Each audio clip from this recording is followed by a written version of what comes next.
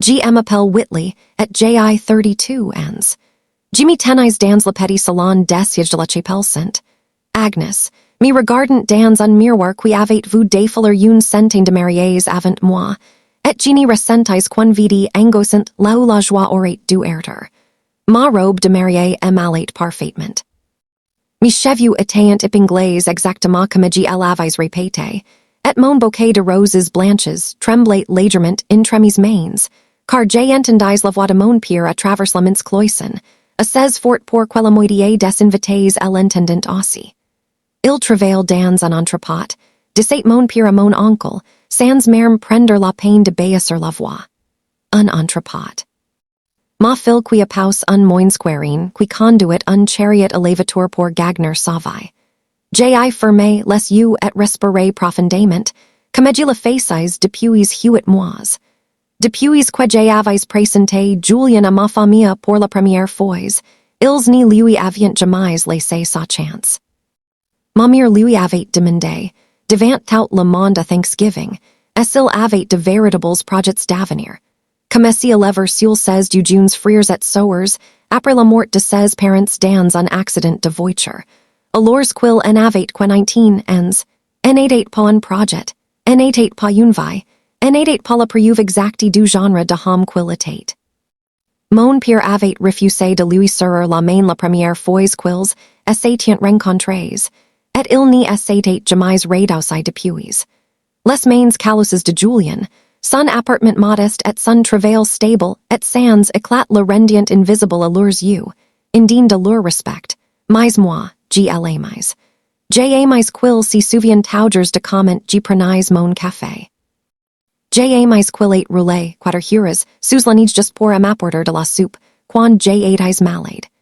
J'aimais qu'il n'y avait jamais demandé de choisir entre lui et ma famille, même quand ils avaient clairement fait comprendre qu'ils préféraient qu'il n'existe pas. Alors quand mon père frappait à la porte du salon des sièges et est entré sans attendre de réponse, je savais déjà ce qui allait suivre.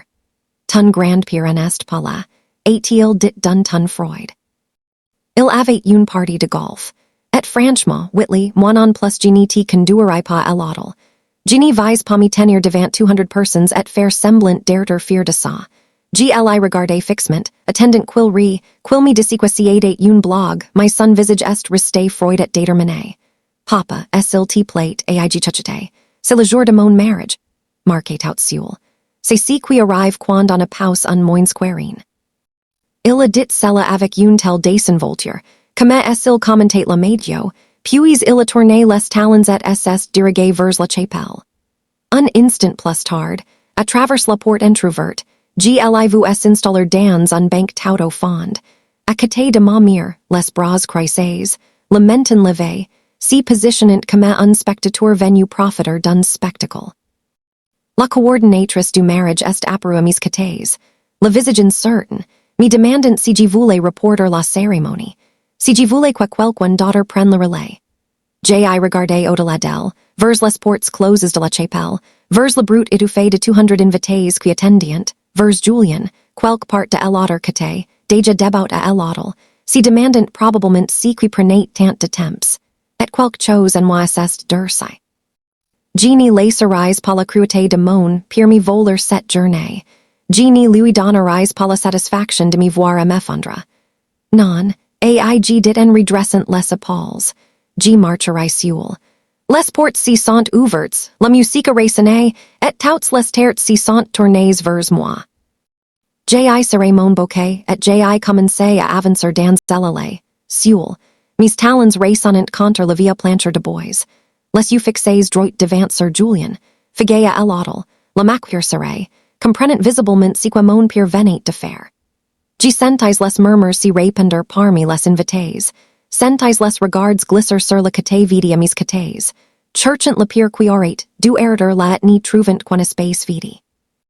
J'étais à my chemin dans l'allée, le souffle tremblant, les genoux prêts à céder sous le poids de 200 regards, quand j'ai entendu les lourdes portes de la chapelle grincer à nouveau derrière moi. Je me suis figué, pensant que mon père avait pu terter chengue davis, qu'une once de haunt elle avait enfin atteint.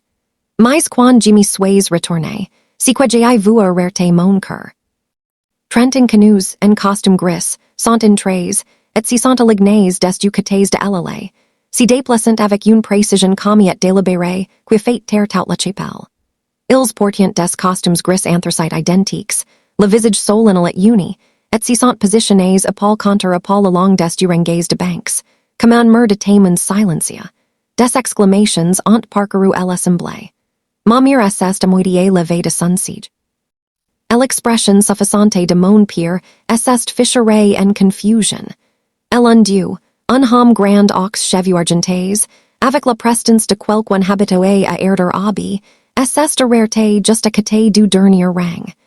Il est tourné, à regarder mon père droit dans les yeux et a dit, Monsieur. Et tout la chapelle est, tombée dans un silence absolu, mortal, attendant d'entendre la suite, attendant de comprendre qui atteint ces train inconnus et pourquoi ils atteint Venus. Monsieur, a répété el homme aux cheveux argentés, d'une voix comme mais empreinte d'une autorité qui fait si pencher tout la chapelle pour accouter. Avec tout le respect que je vous dois, vous en avez pas le droit de rester assis, la savor si moment. Pas après si que vous venez de faire à votre fil. La bouche de mon père est ouverte et refermée, sans quoiqu'un son en sorte, tandis que la main de ma mère s'y portait à sa poitrine. Jimmy tenais figué au milieu de l'allée, mon bouquet tremblant, incapable de comprendre ce qui s'y passait au qui atteint ces gens. El homme aux cheveux argentés est tourné vers moi et incliné respectueusement la tête. Madame, pardonnez-nous pour cette entrée dramatique. Je m'appelle Desmond Ackerfer. Je suis directeur régional des opérations chez Holcrest Logistics.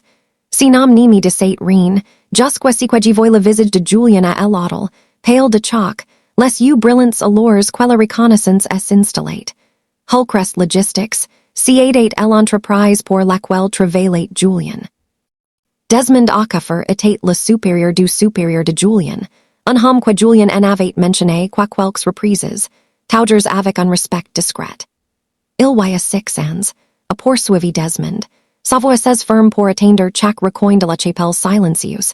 Julien Reyes est entré dans notre entrepôt comme en June de 19, en ce qui venait de perdre 16 du parents et qu'il avait seul 16 du jeunes frères et sœurs.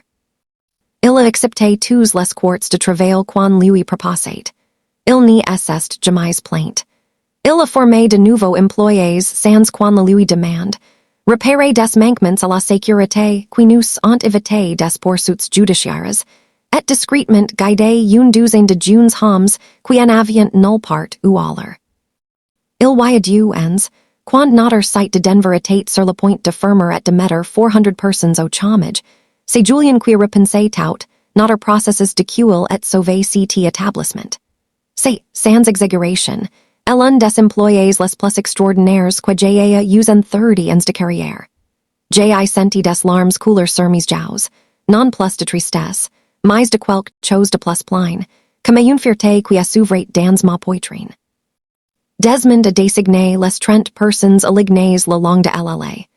Chacune des personnes ici présentes a travaillé sous les ordres de Julien, au 16 côtés, et a demandé à erder ice, desquels a précis que sa propre famille pensait de lui. Nous n'y sommes pas venus faire un esclandre. Nous sommes venus parce qu'un homme qui a discrètement soutenu tant de gens méritait de voir quelqu'un pour le soutenir aujourd'hui. Surtout quand ceux qui orientent de l'affaire n'y s'y sont pas présentés. Il a de nouveau regardé mon père droit dans les yeux. Uncariste, monsieur, c'est ainsi que vous allez vous appeler. Moi, je dirais que c'est l'épine dorsale d'une entreprise de 4,000 employés. Et franchement, je lui ferais confiance bien plus la plupart des hommes en costume cravate.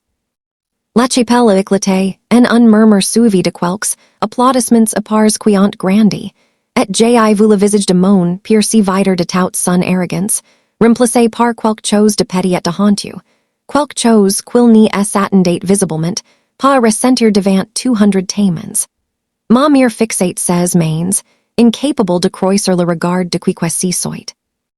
Jimmy suis retourné vers l'allée, vers Julien, qui pleurait ouvertement maintenant, les épaules secouées, regardant les gens qu'il avait discrètement et des pendant des années, s'y lever pour le défendre au moment où il en avait le plus besoin. Desmond a reculé respectueusement, et ma fate scene de continuer. Je vous en prie, poursuivez. Nous voulions simplement qu'il sache qu'il en entrait pas yule dans cette famille. Ji serai mon bouquet et ji parcouru le reste de l'allée, introduiranges d'Inconnus qui, à cet instant, ressemblant davantage à une famille que les gens avec qui j'avais grandi.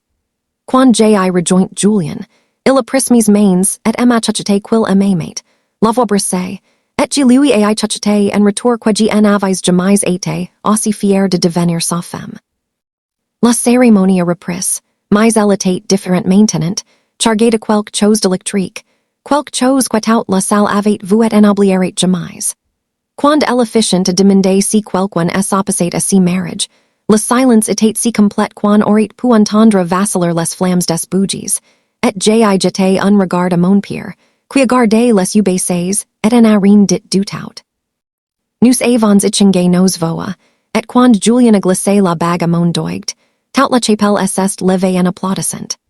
Les 30 Inconnus en gris applaudissant le plus fort de tous.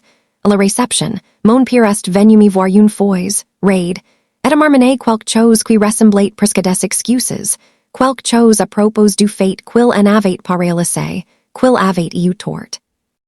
Je lui ai dit que j'ai apprécié ces mots, mais qu'ils actes comptient davantage, et qu'il avait encore beaucoup de chemin à parcourir avant que je croie qu'il le pensait vraiment. Julien, toujours plein de grâce, lui a quand même serré la main, elle a quand même remercié d'être venu. Parce que si était ça, Julien, un homme qui construisait des ponts, même pour ceux qui ne le méritant pas.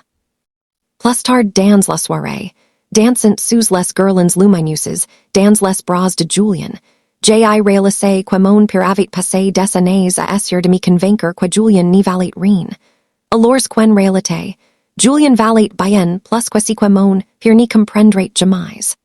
La valeur d'une personne n'a jamais eu de rapport avec les titres d'emploi ou les salaires. Elle réussit dans le fait d'être présent, de bâtir discrètement les autres au lieu de les détruire, d'être le genre de personne pour qui Trent Inconnus les seront tout tomer pour venir la défendre. Ma famille a traité mon mari de moins-que-rien, et m'a laissé marcher seul. Mais au final, c'est le moins-que-rien de Julien qui a rempli cette allée de gens qui comptient vraiment. Et c'est l'amour de Julien qui m'a fait comprendre si à quoi ressemble la vraie valeur.